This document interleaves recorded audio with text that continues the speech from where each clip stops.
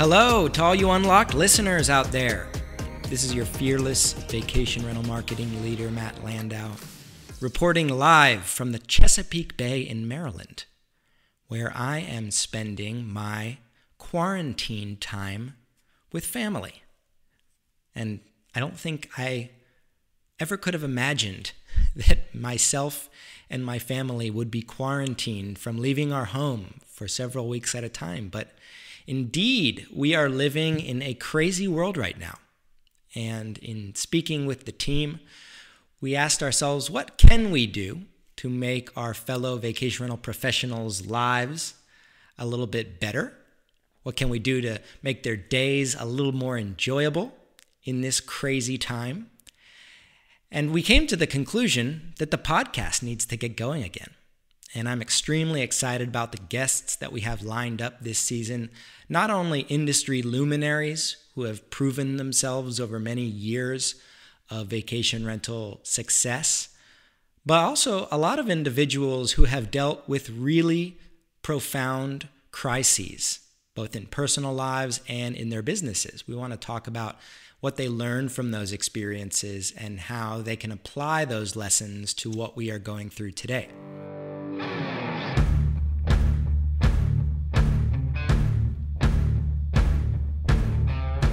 So before the podcast season starts, I wanted to take my microphone out of the closet and give everybody a little bit of an update on what I've been hearing about this crazy virus.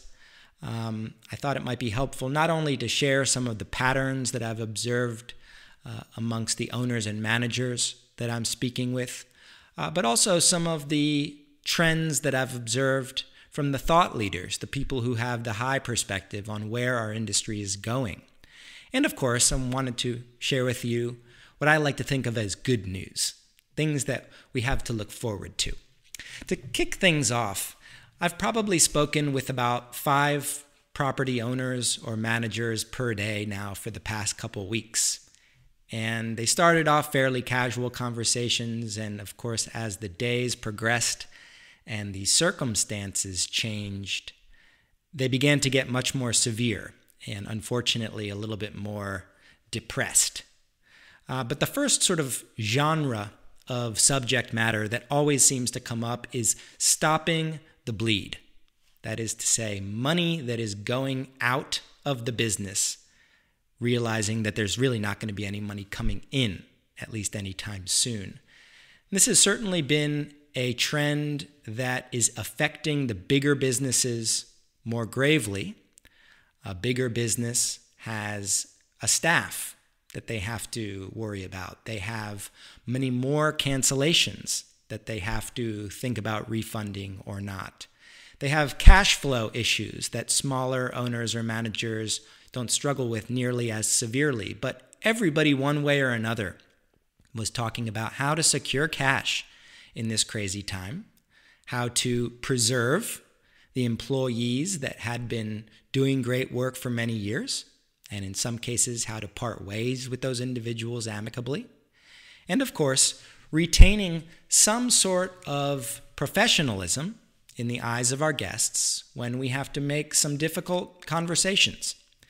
And once we did get through all of those bleeding topics, I eventually started to notice that people were indeed starting to think about their relaunch. How do they position their vacation rental business to take advantage of what will inevitably be a rebound rocket, as Amy Hinote put it on the telephone to me.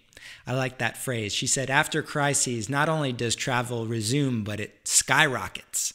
And that rebound rocket is something that will affect every one of us that survives this crazy crisis.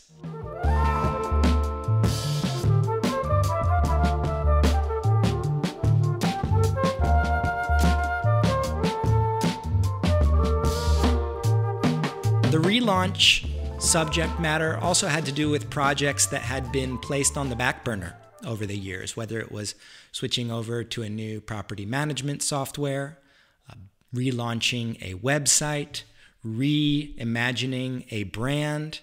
There was a lot of discussions about making the most of this downtime in recognizing that what would otherwise have been a busy time of year, now has plenty of time for housekeeping items. And that once we place all of those items onto the table, we put ourselves in a position to take advantage when the travelers do indeed resume. A third genre of talk that was a little bit more dark was the owners and managers who felt like they really didn't have many more years of vacation rental enthusiasm left in their tank to begin with, that they were thinking about maybe making some changes, and that this sort of crisis is really going to be the straw that broke the camel's back from a commitment standpoint. The good news for those individuals is that there are people out there looking to buy businesses. Unfortunately, those individuals will probably have more and more variety, have much more buying power as this crisis ensues. But it's not to say that there are not companies out there looking to acquire vacation rental businesses. And for the managers who have structured their business in an appealing way, that seems like a viable option to start thinking about. And for others who maybe the vacation rental business was more of a side thing, closing up shop and transitioning that business into a long-term rental model, or simply taking a break from vacation rentals in general, was one of those sort of tough things to swallow. And I could hear it in the voice of a lot of people that I spoke with. The next big question that I started to ask myself is like, what happens to our industry after this in a post-coronavirus world? And I think the first unfortunate reality is that a lot of companies that we know and love will go out of business. There will be property managers and owners who decide to close up shop. There will be startups in our space that are not able to raise more money. And because the core stakeholder, the property owner or manager's bookings or income will have dried up, those businesses will really have nowhere to go. They'll be stuck. And unfortunately, I think a lot of those are going to end up closing. That will provide an entirely new landscape for the businesses that do survive.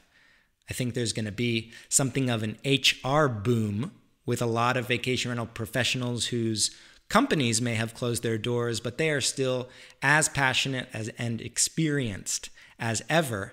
I think they're going to become a real precious asset. I mean, that kind of well-rounded vacation rental expert has always been a prized asset in our industry. But I think as the new vacation rental landscape unfolds, they are more valuable than ever before. You will find a great opportunity if that describes you. Another great example of what this will do has to do with inventory. Because a lot of property managers will indeed close up, that means that for a lot of other managers, there's a lot of inventory that you can be looking at. There's going to be properties on the market that are looking for really great representation, and that presents a really nice opportunity for those folks. A third sort of layer to what this new vacation rental landscape may look like for me has to do with reverting back to our core, the essence of what makes vacation rentals great.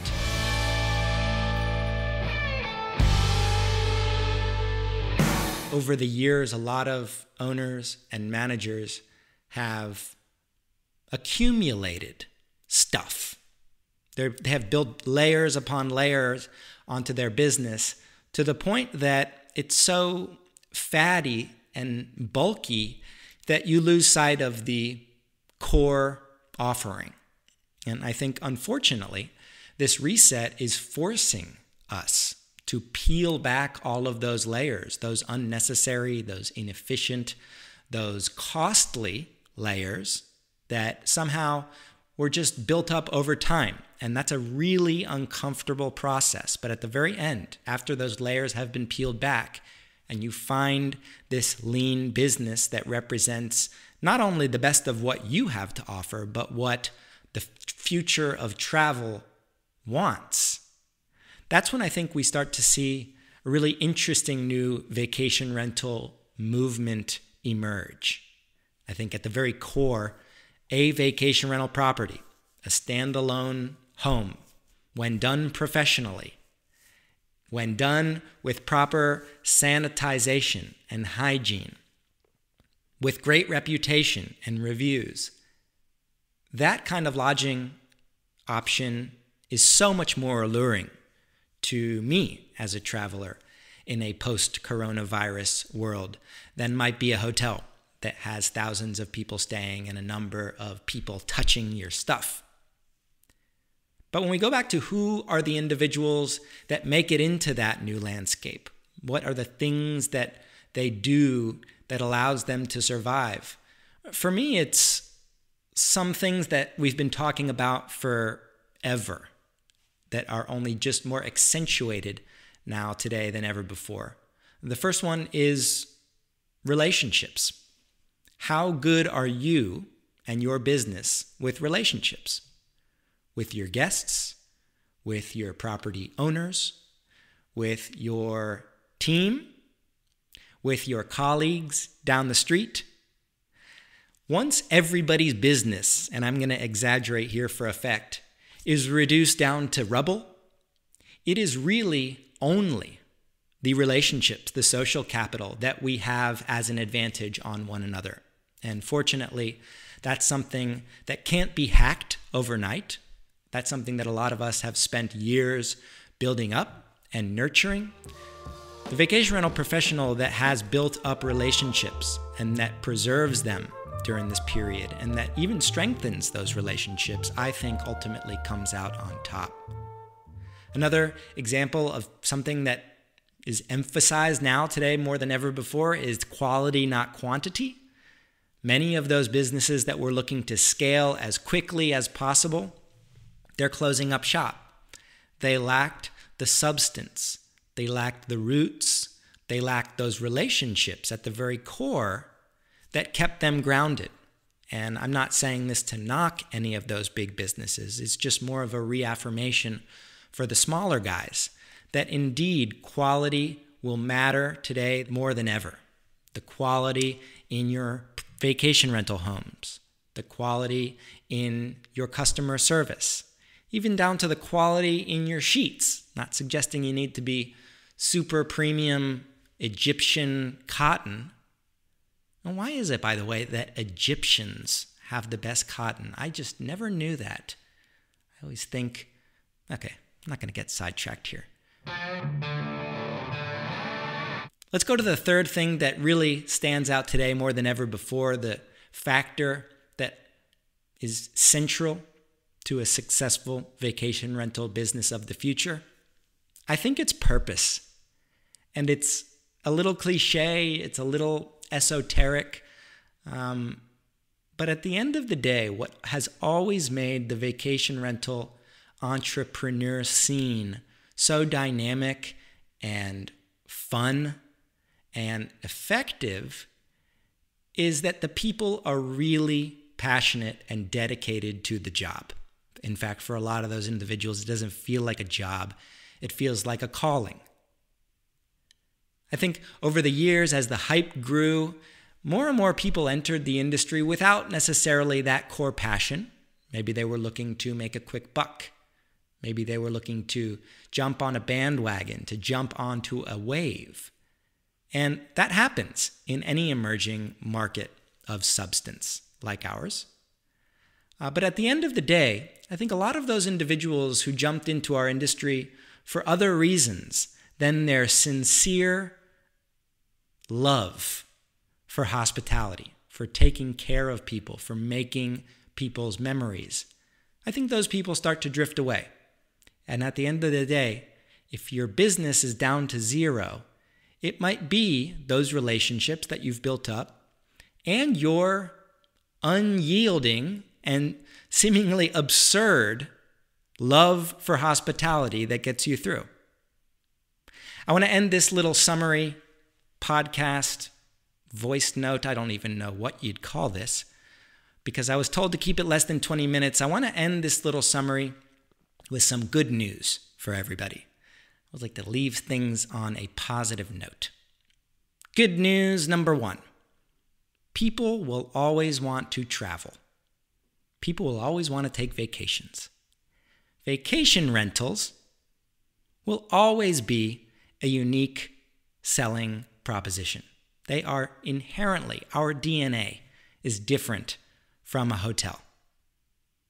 And lastly, the people that started in this industry and created great successes for themselves, the entrepreneurs that you see beside you at conferences, the owners and the managers that you see at short-term rental alliance meetings, the people that you're chatting with, asking them what they're doing in this crazy time, the people that entered this industry and thrived in the past are the exact same people who will help us rebuild it. They are the exact same people that will restore this industry, not only to everything that it once was, but I like to believe to something new and improved. That might be the one silver lining in all of this, is that in a time of adversity, weird things happen. People that you would not have expected come out of the woodwork to help. You realize that you are capable of things that you never imagined possible. And at the end of the day, you learn to prioritize things in an entirely different way. And in that sense, this reset of sorts, while not invited or by any means enjoyable, will lead us all to a really positive place. So I'd like to leave it at that. Encourage everybody to stay positive, to share with one another your quarantine nickname. That is how you're feeling right now, plus the last thing that you ate out of the refrigerator or cupboard. Mine is motivated shrimp. I'd like you to share your quarantine nickname with one another, to stay positive in this crazy downtime, and to remember that this will end, hopefully sooner rather than later. And when it does, we will be ready to hit the ground running. And in the meantime, we're going to be bringing to you some of the coolest interviews with the most exciting and optimistic and action-oriented luminaries of our time.